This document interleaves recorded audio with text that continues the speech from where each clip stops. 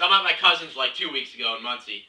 Frum neighborhood in Monsey, Park Avenue neighborhood. You know, real yeshivish, nice, not too friendly because it's Monsey. You know, it's not out of town yet. That's not out of town. You got to go further to go out of town. And walking a shul Friday night, my dad leans over to me and says pretty loud. He's like, "It looks like we're the only ones without white shirts here."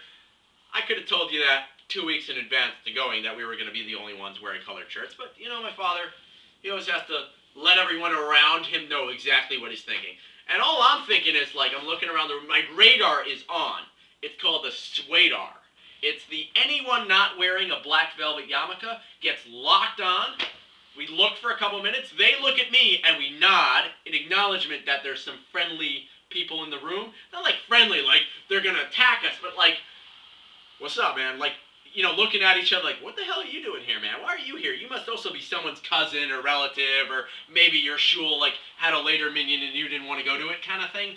But it's never like you belong here. It's always like, yeah, we know how you feel. You know, the suede yarmulke, the knit yarmulke, even the guys who are not wearing hats and they're wearing black velvet, but it's like up in front of the head and it's like the smaller kind, like the sort of yeshiva rebel of the 90s who listened to Metallica kind of yarmulke. Maybe they even have a little bang action. Those kind of guys also get the nod. You know, it's like a friendly colored shirt, forget about it. Colored shirt walks in, you want to embrace it and be like, "Oh my God, my brother, where have you been?" You know, like you haven't seen your brother for years. You know, and you walk in and it's always uncomfortable. I walked in a shul, I walked to the chumash, I'm like, where the F are the sitters, you know? And no one helps you out. They're just looking at you like, ha, token cousin of bar mitzvah boy or something. And we could go either way, because token cousins with satin, like colored yarmulkes never go to these shuls. It's always like the, you know, they're thinking in their heads like, freaking Teaneck guys coming infiltrating the clan here, you know? So, go to shul, it's all good. Shul sucked, because shul was like, you walk in, everyone looks at you, it's one of those shuls. You have to walk in right in the center, and everyone's looking at you. And no one tries to find you a seat, of course. They know you're a guest. They know you're a guest. They can tell right away you're a guest. Even if we weren't wearing hats, we wouldn't have fit in.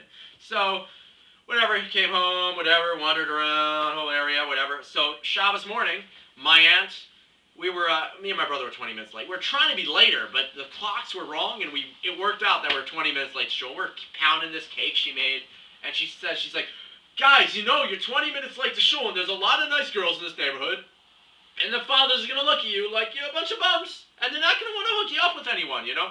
Me and my brother turned, we're like, I highly doubt, we didn't say this to her, that anyone in this community would want us to go out with their daughter based on the fact that we're probably not of the same value system. Of course, my aunt's 80 years old, and you really couldn't convince her of that anyway.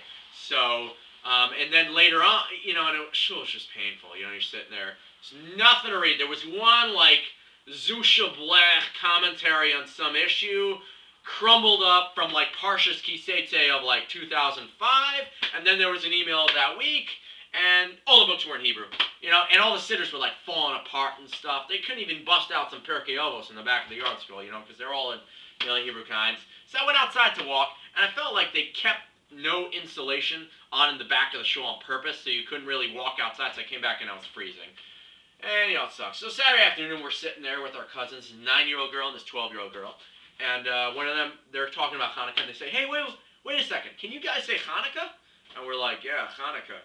And they're like, "Oh, you know," the 12-year-old, they start arguing, and they're like, "Oh, yeah, because they're Jewish, they know how to say Hanukkah. The Goyim can't say Hanukkah." So they figured we weren't sort of Jewish, or, I don't know, it's kind of weird, kind of like, you know, Monsey, whatever, I don't know. I don't know, my cousins are so frummy, though, because it's, like, uncomfortable. You have nothing to talk to them about. Like, the kids just, like, they're totally ignorant of any sort of secular culture. I mean, their secular culture is the guy filling up with gas in New Jersey, that's the closest they get to anyone of color, and the Reader's Digest. Every Frummie, that's how you tell Frummies. Every book, every magazine, everything in the house is Jewish. They even have those freaking Jewish novels that are always about someone running after someone who killed their grandfather in the Holocaust. Always, and they chase them to Argentina, and they have a fight, and it's all good. And Reader's Digest. They have to have Reader's Digest in the bathroom, stacks of them. Just Reader's Digest. These cousins, though, are actually pretty open because they have Consumer Reports. Though many of the pictures were, like, cut out. You could see, like, where legs were and, like, maybe semi-outlines of boobs, and everything was gone. Kind of reminded me of high school, you know, when they used to just take apart, like, every Time magazine came in, ads would be, like, cut out and stuff, and newspapers, everything. They just like it was like the Chinese government kind of. That's what my high school was like. The Chinese government. You know, if you got a letter from a girl, how would they tell? They would see the handwriting. If they had the A's that were made with the two things, Rosh Hashiva would open it up, call you in, and read it to you.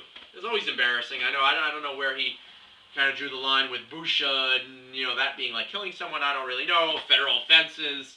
Who knows?